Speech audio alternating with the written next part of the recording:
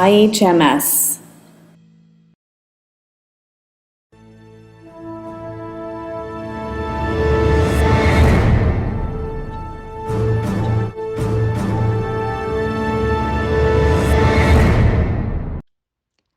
IHMS Youth Program presents a special episode today focusing on reflective thinking, formulation of ideas, current issues, free exchange of expression, and the interlinking communities for effective actions and a peaceful coexistence. Rawda Baharun is a graduate of McGill University in Montreal. During her time at McGill, Rawda was the president of the McGill Black Students Network and the vice president of the Muslim Students Association. Recently, Rawda was among the panelists at the McGill History Students Association and the McGill Office of Religious and Spiritual Life panel discussion. The discussion was based on exploring historical interconnections between faith, race, and the recent racial justice movements. Today, she will share this eye-opener research on multidimensional, current, and relevant issues to Harari's, Harar youth, and the communities alike around the globe. Here is Rawda with her presentation. Assalamu alaikum wa rahmatullahi wa barakatuh. My name is Rawda Baharun, and I'm here to present a presentation I gave recently at McGill University entitled Racial Justice and Islam. So just to go into the table of contents for what I'm going to be discussing today, inshallah, I hope to begin by addressing race and Blackness, defining these concepts and situating them within the Islamic tradition. Then I hope to go into Black Muslims who have engaged in counter-hegemonic resistance, resistance against slavery, as well as resistance against colonialism. And inshallah, I hope to conclude with something a little bit more interesting to open up sort of new ideas and new ways of viewing the concepts that I have discussed by going into Black Muslim women specifically as a locus of contemporary resistance against racism and against Islamophobia. So to give a short content warning, I'm going to be discussing over anti-Black racism within this presentation, so just being aware of that. So there's some central concepts within Islamic theology we really have to understand in order to delve into this conversation. These are very basic, inshallah. We all know what these are, these terms. The Quran obviously is the divine revelation. It's what all Muslims use in terms of our centralmost text. The Sunnah is the prophetic tradition. It includes the Ahadith, which are the recorded sayings of the Prophet Muhammad Sallallahu Alaihi Wasallam. The Sirah is the life story or biography of the Prophet Muhammad Sallallahu Alaihi Wasallam. And the term Jahiliyyah, which literally means ignorance, it describes the ethos of pre-Islamic Arabia, meaning it describes the general atmosphere and what Arabia was like prior to the revelation of Islam to the Arabian Peninsula. So now we have to begin, anytime you begin a discussion about racism or race and Islam, you always have to start the discussion with Bilal ibn Rabah, just because of how central he was to this discussion, how we can really use his life and his example as one of the earliest followers and companions of the Prophet Muhammad Sallallahu Alaihi Wasallam, and how he was viewed and how he was received within the time period. So Bilal ibn Rabah was brought to Mecca from Ethiopia. He accepted Islam very early on, and one of the effects of his accepting Islam was that he encountered and experienced a lot of torture at the hands of the man who enslaved him, who was called Umayyah, for the very reason that Bilal had accepted Islam. And famously, he was forced to have a large boulder placed on his chest. Umayyah would press on it and try to force and demand that Bilal renounce his faith in Islam. Of course, Bilal refused, and ultimately he was saved because Abu Bakr radiallahu anh, came and freed Bilal. He asked Umayyah how much he wanted for Bilal. Umayyah gave a price, Bilal paid it, and Umayyah asked, what if I'd asked you for a greater amount of money for Bilal? And Abu Bakr radiallahu anh said, I would have paid even more for Bilal radiallahu anh. So this is kind of a way of seeing this incident, and it's really famously contained within the Islamic tradition. It's something we all kind of are aware of and know about. And Bilal ibn Rabah famously became the first mu'adhin, the first caller to prayer, and he famously stood atop of the Kaaba in order to deliver the adhan. And this is something that was unheard of at the time. but it was something that the Prophet Muhammad gave him a lot of esteem and a lot of power in order to do and fulfill this very precious and important right, which all Muslims would aspire to occupy this position. One other thing about Bilal radiallahu anh, is there was an incident where another companion insulted him and his mother for being a non-Arab. Bilal ibn Rabah complained, and then the companion was brought to the Prophet Muhammad ﷺ, who told him, "You still have the traits of Jahiliyyah in you." And this is one thing that I really wanted to come back to even later on in this presentation, is this term Jahiliyyah specifically, and what it means to invoke that when we discuss racism. What does it mean to compare Jahiliyyah and this state of being without Islam to racism itself and the experience of delivering and behaving in a racist way towards someone, right? So the fact that the Prophet ﷺ compared not having Islam, that state of Jahiliyyah, to behaving in a racist manner is quite significant, and it's something we're going to return to later on in this presentation. Another thing to note is that the Sahaba that insulted Bilal because his mother was a Black woman, and because Bilal radiallahu anh himself was a Black person, that Sahaba is also described in the ahadith, in the narrations, as being someone who was of brown or darker skin tone himself. So this is one of the reasons why in this presentation on racial justice, I'm focusing a lot on Blackness specifically. Blackness within this construct of race, right? There's so many different ways of conceptualizing race and understanding the concept of race itself. But I want to focus specifically on what it means to be Black, not what it means to be white or brown or Asian, but specifically Black. And one of the reasons is because in the contemporary ways of understanding race, one of the dominant models is a framework called Afro-Pessimism. And one of the interesting things about Afro-Pessimism is they address Blackness not necessarily as an identity, but as an ontology, which means a state of being. So they kind of would describe Blackness or Black people as being the ultimate other. So the specific position that Black people occupy is something that can't be compared. It can't be analogized. It's a very specific situation with regards to the global construct of race as a whole, as the way it's perceived, not only in one space in Canada, in Europe, or in a specific time, but just generally and more broadly. And I also want to focus on Blackness because 5th century Arabs conceptualized race in a different way. One of the reasons is because if I or another person who had brown skin insulted someone who's Black, people would look at that in a very strange way, just because both of us could be understood as being Black people, right? But in the 5th century in Arabia, even until today, that concept and that idea of race isn't the exact same thing, which is why we can have in places like the Sudan, where there are people who are darker skinned and who would be considered Black in Canada or in the West, enact a lot of racism and violence towards people who are just slightly darker in skin tone than even themselves. So this is one of the most important ahadith when it comes to understanding race and racism and how it's viewed in Islam.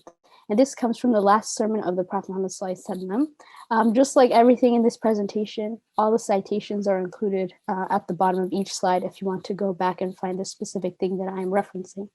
So the Prophet Muhammad ﷺ said, "All mankind is from Adam and Eve. An Arab has no superiority over a non-Arab, nor does a non-Arab have any superiority over an Arab.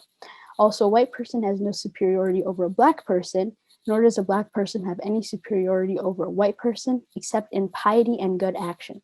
Learn that every Muslim is a brother to every Muslim, and that the Muslims constitute one brotherhood." So this is a very clear and unequivocal statement that Islam has no place for racism.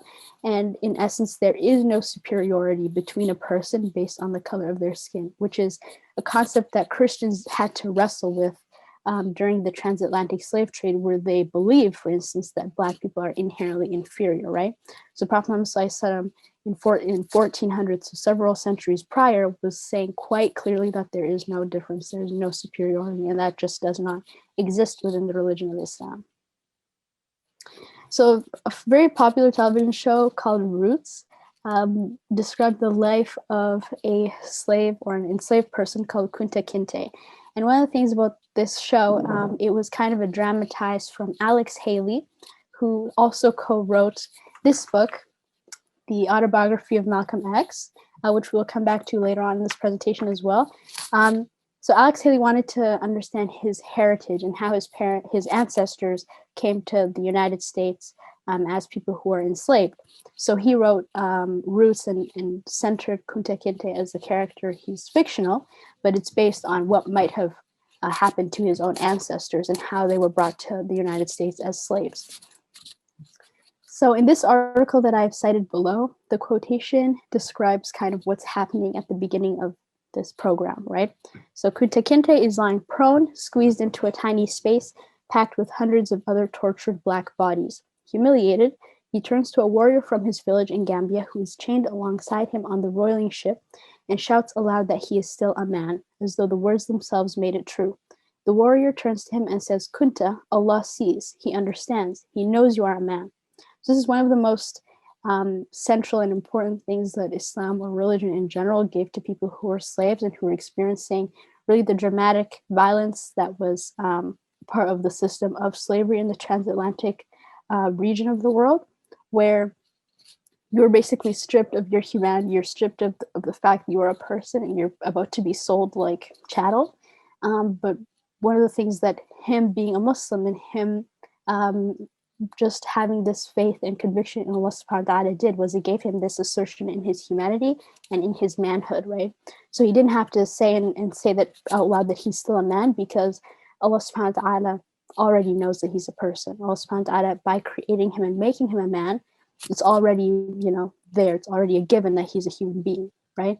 So this is one of the reasons why religion was a very controversial thing for people who were enslaved, right? Muslims that were brought to the Americas oftentimes had to strip away their Islam and their heritage because it was not allowed by the people who were enslaving them. And one of the reasons is because it asserted their humanity, their personhood, right? When you believe you're a person, when you believe you're an individual, then you don't have, you won't easily accept oppression and things that happen to you the way that someone who doesn't believe that they're a person would, right? So this brings me to the next section, which is about enslaved Muslims who revolted against slavery and revolted against enslavement. So this comes from a book called Servants of Allah, African Muslims Enslaved in the Americas by Sylvia and A. Diouf, where she explains that enslaved Muslims brought with them a tradition of defiance and rebellion, because as Muslims, they could only be free men and women. They proved antagonistic towards their captors from the very beginning, and from a few years after the arrival of the first Africans in the New World, anti-Muslim measures were being implemented repeatedly to protect the colonies from their assault. So she describes a number of examples where enslaved Muslims were revolting against the conditions that they were being subjected to. So Wolof, people of modern-day Senegambia, so Senegal, Gambia, that region of West Africa, they led the first revolt of enslaved Africans in the Americas. And the place where they left, where they conducted this revolt was at a plot of land or a plantation that was owned by the son of Christopher Columbus. Francois Macandal and Duddy Bookman were central figures in the Haitian Revolution, and there is a difference of opinion, but a lot of historians do believe that there's a good possibility that they were, in fact, Muslims. Before I get to the last example on the bullet point, I want to point out that on May 11th of 1526, the Spanish passed their first piece of legislation, which banned the import of enslaved Muslims, specifically naming the Wolof, as mentioned in the first bullet point, and people from Guinea. So they were described as arrogant, disobedient, rebellious, incorrigible. This attitude, and this is what Sylviane explains, this attitude is consistent with men who, as Muslims, thought themselves to be free. They could not accept being enslaved by Christians or being forced to convert. Their refusal of their new situation translated into disobedience and rebelliousness, and, as noted by the legislators, could not be corrected. So the fact that they had a lot of belief and self-understanding as Muslims and as human beings that are inherently free, this presented a lot of problems for the people that wanted to enslave them and treat them as property and treat them as chattel. Now, coming to this third bullet point here, the Mali revolt in El Bahia, Brazil, was conducted by enslaved Hausa people, so of contemporary Nigeria. And there was an important role played in this particular revolt of the Arabic language, as was an important role of the Arabic language in the autobiography of Amr ibn Sa'id. So this is the only known extant autobiography of an enslaved person that was written in Arabic in the United States of America. Thus, the biography was not edited by the people or person who enslaved Amr ibn Sa'id, which other autobiographies of enslaved people were, right? So if you write in English, and if the person who enslaved you can read what you're writing, there's a lot of possibility for censorship or for things to be edited or removed or for you to get punished for presenting and portraying the person who enslaved you in a negative manner. Because he wrote his autobiography in Arabic, and the people who enslaved him in the US didn't speak Arabic, he had a lot of freedom to really describe what was happening to him. So while others who were writing on Omar's behalf, so the person who enslaved him, they identified him as a convert to Christianity. But his own autobiography and other writings of his in Arabic offer a much more ambiguous position, right?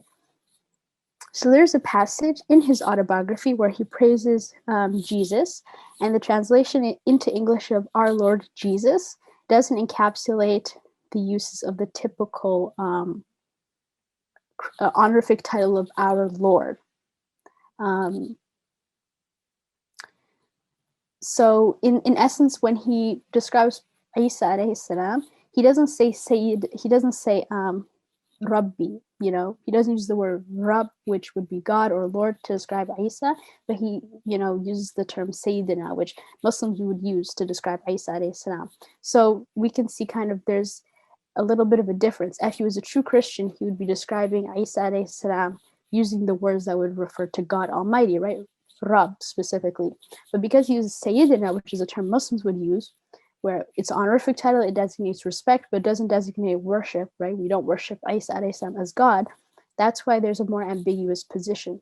So because of this wording and the ways he used the Arabic language, we can kind of hint and see maybe he was still likely Muslim, but he was forced to pretend to be Christian because the people who enslaved him were trying to force him to convert to Christianity.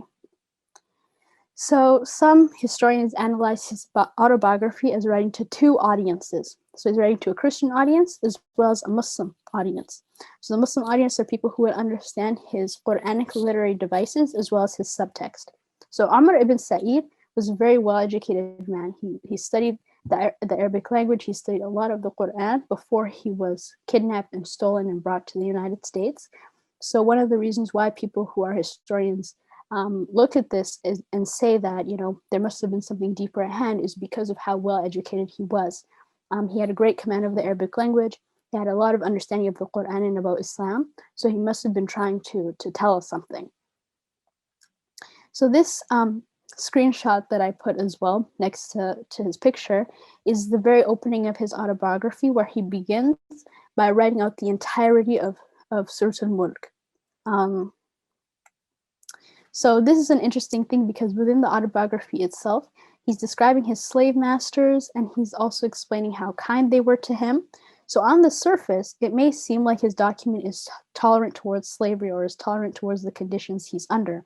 However, because he begins his autobiography with Surah Al-Mulk, a chapter in the Quran which states that only God has sovereignty over human beings, again, it's also a way of hinting towards the fact that he's not being subjected to something that he should be accepting as a human being, right?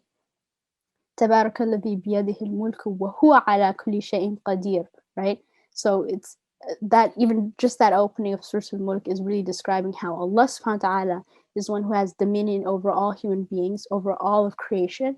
So what does it mean if another human being is trying to take ownership of you as a person, right? It kind of contradicts the whole institution of slavery, the fact that Allah subhanahu wa ta'ala is the one who has ownership of all things. So through reading his autobiography and developing an understanding of the subtext and what he was trying to say, because he had a lot of free reign of writing in the Arabic language, we can sense some sort of resistance towards slavery and that condition and that situation that he was being subjected to. So now to go into some anti-colonial resistance fighters. I don't have time to get into all of them. Omar Mukhtar is one of my favorites. He fought the Italians in Libya. He was Libyan himself. So obviously we know this also pertains to Geso because our own ancestors fought against the Italians, for instance, at the Battle of Adwa. The Libyans were a lot less successful at defending against the Italians. Once Italy had gained a lot of control over Libya, a very, very substantial amount of the population was completely decimated by the Italians. And Omar Mukhtar was a very central figure in trying to hold that off and prevent the Italians from causing the amount of carnage that they ultimately ended up doing. And prior to his combat against the Italians in Libya, he actually fought against the French in Chad. So before the Italians even came to his own homeland, he was elsewhere in Africa fighting against the French. Muhammad Ahmed is a famous fighter of Sudan. He fought against the British, which is why they called him the Mad Mahdi. And Muhammad Abdullah Hassan also fought against the British, but on behalf of Somalia. And he was called the Mad Mullah, also by the British, because they like to call anyone who didn't like an idea of British rules someone who was mad. So Muhammad Abdullah Hassan led the Somali Darwish movement, which called for independence from the British and Italian colonizers, as well as prevented the expansion of Ethiopian imperial forces into Somalia as well. So the government that he established created a multi-clan, integrative, pan-Somali structure, which led to the eventual creation of the state of Somalia. And the Somali tradition states that after he had returned from his studies abroad and he came back to Somalia, Hassan was dismayed by the conversion of Somali children into Christianity by British missionaries, which spurred him into action, eventually earning the ire of the British colonial administration, who began calling him the Mad Mullah. So we can thus see a direct link between Islam and his desire to resist and to preserve his religion as a core aspect of his national identity. So this exactly parallels to that quotation from Sylviane Diouf that I read earlier, specifically about enslaved Muslims, how because they had a very strong conviction in their Islam and they didn't want to be converted out of it, and because they didn't want to, be subjected to ownership by non-Muslims, that gave them a lot of vigor to resist that subjugation that they were being presented with. So now we enter into the more contemporary period. So this is quite a popular picture. It portrays three central figures in the American struggle for Black liberation and Black rights. And right above them is a very large portrait of Malcolm X. And I've highlighted one of the individuals in this picture is Imam Jamil al-Amin. He's currently incarcerated. So please keep him in your du'as.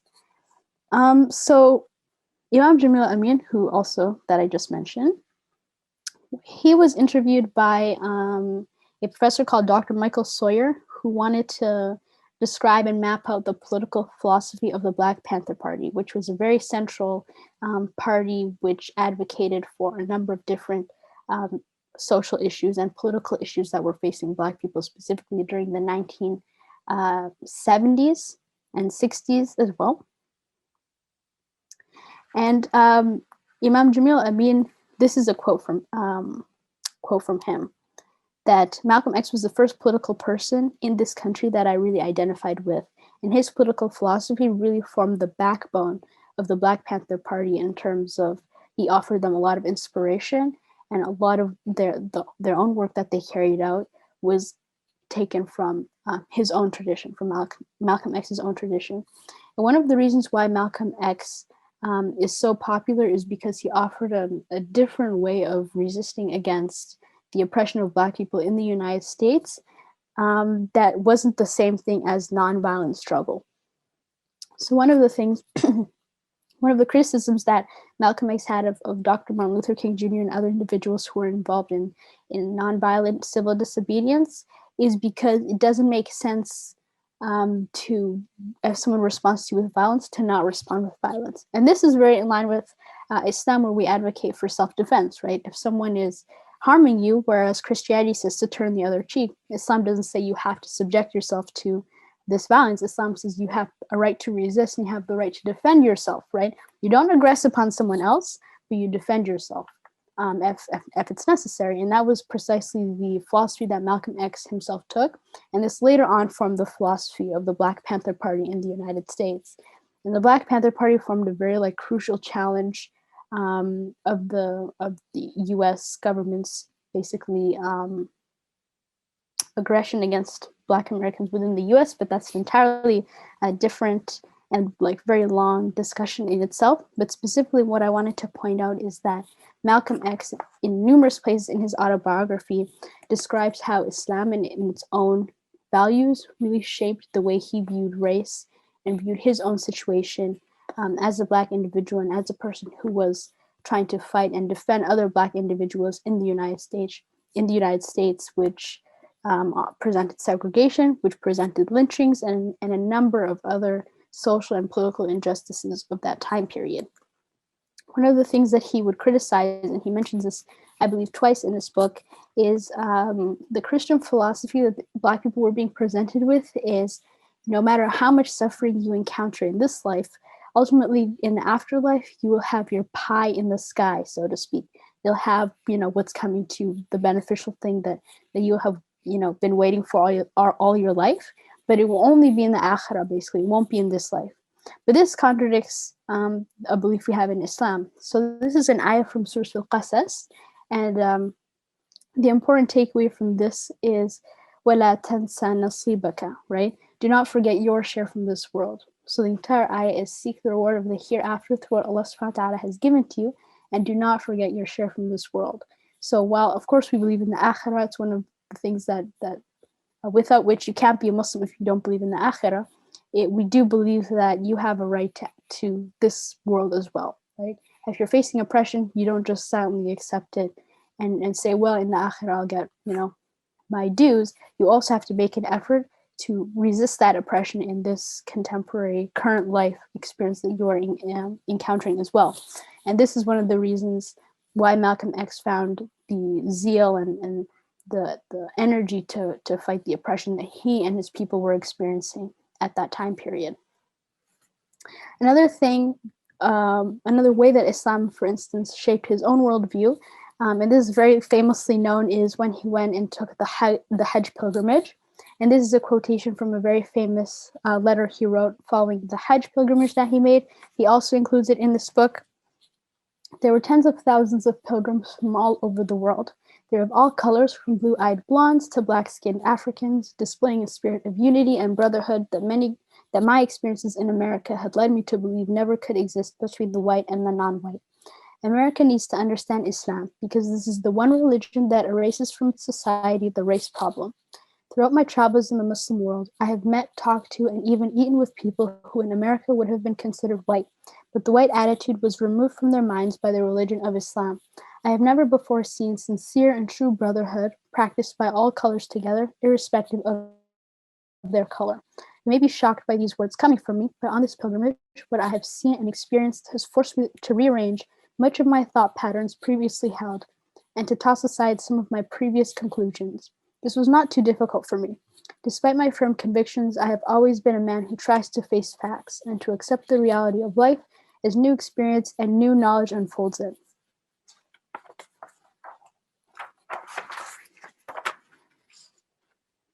So this is kind of one of the very central turning points in Malcolm X's life, where he begins to realize that integration is a possibility, because up until this point, he believed that segregation was a positive thing, that the only way that Black people could, have their rights and be looked at as human beings the same way as white people would be if there was a separate but equal kind of state where Black people had their own region or their own, basically their own form of governance. He didn't necessarily believe that integration was a possibility just because of the sheer amount of oppression and violence he experienced at the hands of the white people who were around him.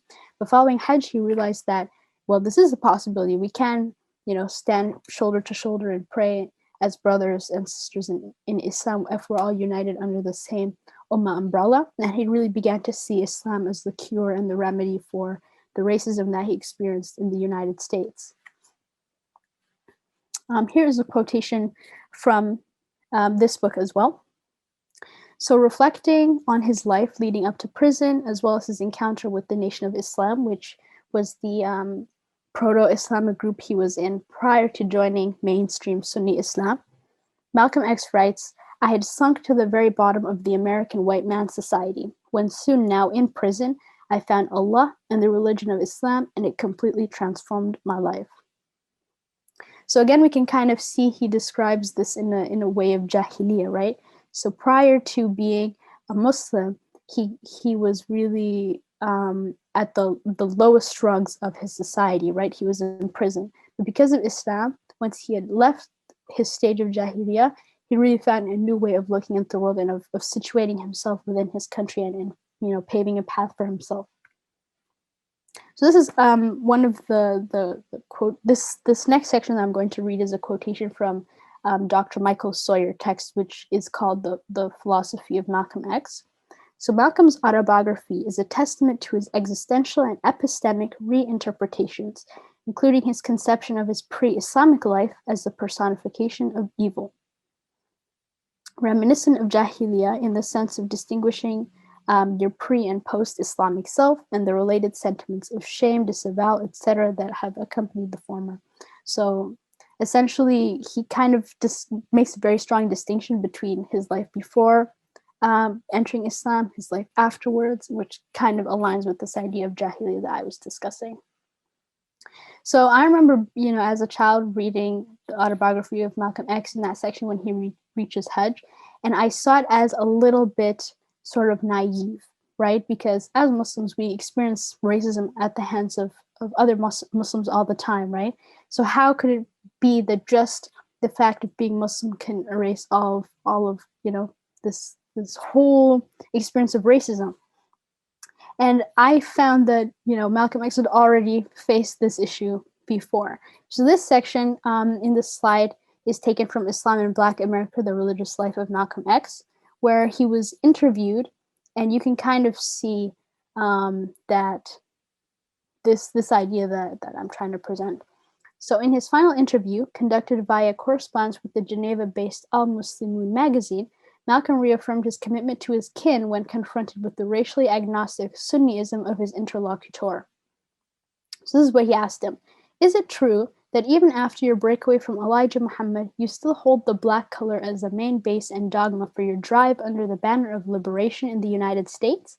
How could a man of your spirit, intellect, and worldwide outlook fail to see in Islam its main characteristic from its earliest days as a message that confirms beyond doubt the ethnological oneness and equality of all races, thus striking at the very root of the monstrosity of racial discrimination? So this is what he's asking is, why do you still believe in fighting for the rights of Black people when Islam doesn't make any distinction between the white and the Black? So continuing along in this, the interlocutor's insistence on Islam's antagonism to racism was a reflection of Malcolm's own views. However, where Malcolm differed with his questioner was in his practical knowledge, grounded in his experience of the subjecting reality of race and racism. And this is the key part, that the ideals of Islam have not yet been realized, especially for his own kin. So Islam is not really being practiced if Muslims are behaving in a racist way towards you, is kind of one of the key factors that this author is describing. Now, Malcolm's response to his questioner reveals that he did not consider his Muslim deen a matter of merely personal salvation. Quote, "As a Black American, I do feel that my first responsibility is to my 22 million fellow Black Americans who suffer from the same indignities because of their color as I do. I don't believe my own personal problem is ever solved until the problem is solved for all 22 million of us." End quote. So Malcolm X was not saying that, okay, just because I'm Muslim, I don't need to consider the fact that I'm a Black person in this world or in the US or wherever, right? Him being a Black person is still very central to his existence in the US. It's still very central to his existence when he travels in the Middle East. Anywhere he goes, this aspect of race still follows him regardless of whether the person he's interacting with is Muslim or not, right? A Muslim can still be a Muslim, but behave in a way that is reminiscent of Jahiliyyah. That's precisely what the ahadith earlier with Bilal radiallahu anh explains, right? He's still Muslim, but he's behaving in a way that's not Islamic. That's not a way that a true Muslim should behave, right? So anytime Malcolm X was presented with this question of, well, why are you still advocating for Black rights? Why are you still trying to defend Black people in the US or anywhere in the world? He's still saying it's nonetheless my responsibility, right? Even if I'm being treated properly when I go to the Middle East, 22 million of us still are not. So this is one of the ways me kind of framing this aspect of him and his own views helps me to understand that, okay, him going to Hajj he wasn't totally naive to the reality of Arab racism.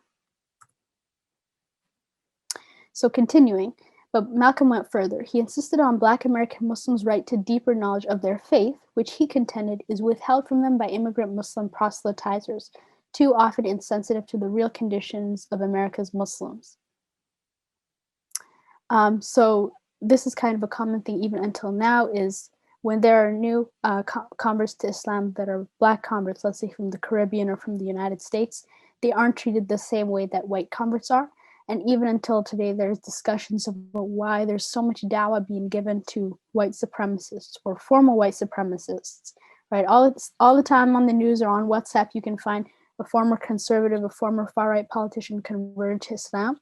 But when it comes to Black people, either from the Caribbean, from Canada, from the US, there isn't as much dawah being made for them and as much resources being considered for them to come to Islam as there are for white people to come to Islam. And this is something that Malcolm X even saw in his day and age. So I'll just conclude with this last part of this section. In short, Malcolm's contention was that the universal tradition of Islam, including its authorities, knowledges, praxes, and significations, belongs to Black America as much as it belongs to the Muslim world at large.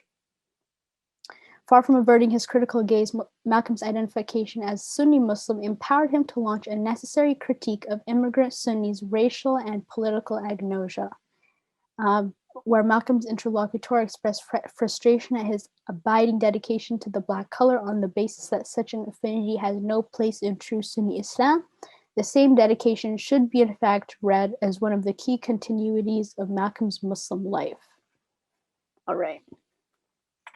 So in the Quran, Allah subhanahu wa ta'ala says, O mankind, indeed we created you from male and female and made you into peoples and tribes so that you may get to know one another. Surely the most noble of you in the sight of Allah subhanahu wa ta'ala is the most righteous among you. Allah is truly all-knowing, all-aware. So the fact that Allah subhanahu wa ta'ala created us into different people, into different tribes, so for the purpose of us knowing one another, proves that we're not all the exact same, and our differences help make us understand, help make us stronger because we can understand each other through our differences. Okay, so this is the last concluding thought that I wanted to leave off on. So Dr. Michael Sawyer, in his book, so this is a quotation from his quote, central to Malcolm X's ideology and that of other Black separatists like the Black Panthers was the conceptualization of Black American geography in the inner cities and in the South as colonized and occupied spaces, such as Chicago, Detroit, Oakland, California. But Malcolm X's spatial imaginary conceived of the Black body itself as the geographic terrain of Black national identity. It can admit or deny etc., an ideological practice that becomes real. So unlike manifest destiny, which is kind of this belief stemming from the origins of the United States, where we can just go into this land that belongs to these indigenous people, displace them from their land and let it become our own. So Malcolm X's nationalism didn't depend on colonization or the occupation or displacement of another group of peoples, but something that you go through in your own physical body. So this is something that I'm witnessing currently residing in Quebec, where the government recently passed a number of bills trying to prevent women from wearing the hijab as they teach, women from occupying public office with the hijab, becoming judges with the hijab. And we're also seeing now in France, and Quebec is sure to follow suit of the similar types of rulings where girls cannot wear the hijab below the age of 18. Mothers cannot accompany their children on field trips if they wear hijab. Women cannot request female physicians and other sorts of things. So we're really seeing an attack and an assault on the physical body, right? What someone chooses to wear, chooses not to wear, should be their own individual right. But we're not seeing that happening. One of the reasons is because this nation building and nation crafting and nationalism is being seen through the form of the body, right? If a woman's wearing hijab, it's seen as an assault on the nation and the concept of the nation state itself. So this is kind of one of the things that Malcolm X viewed and said, okay, well, as Black people in this country, we can form our own concept of a nation or a nationhood through our own physical bodies, right? So if you go into public as a Black individual in a place where the country does not treat you in the way that you should be treated, that itself is a form of resistance, just because you're occupying space with your own physical body, right? This is something even for us to consider as people who are gay and who are displaced from our original homelands, right? How do we maintain our own cultural traditions within our own selves, within our bodies, within our households, within our families, right? How are we speaking in Ghestan with each other? How much Ghestan do I know as an individual? How about me wearing my traditional garb, as a proud Harari? How do I occupy this status as a person who is a national, a Gayso, a Harari, but because I don't have access to a concept of a nation or concept of Harar gay itself, how do I live out my life being a Harari, being a Gayso within my own physical body? And this is just kind of last remaining food for thought, a way of carrying this conversation forward, a way of carrying Malcolm X's philosophy and trying to apply it into our own lives in our own spaces. And a last interesting article, which is kind of pinned to this, is what does it mean to be a Black hijabi specifically, right? So we're seeing a lot of governments having a problem with hijab, but how does this affect women who are Black and who are also hijabis, right? How does this duality of an identity affect Black Muslim women specifically? So this is a last conclusion. This is my conclusion to my presentation. Inshallah, I hope that you appreciated it and you liked it, and I hope it didn't go on for too long. I traversed numerous centuries trying to map out race, religion, and resistance, specifically in the context of Islam. So I appreciate your attentive listening. If you have any questions, you can feel free to email me at this email here, baharun.r@gmail.com, and inshallah, I'll do my best to respond. I hope you have a great rest of your Ramadan. May Allah accept all of our acts of worship, our fasting, our prayer, and help us to increase and continue our good acts of worship past Ramadan and beyond, inshallah ta'ala. Wassalamu alaikum wa rahmatullahi wa barakatuh.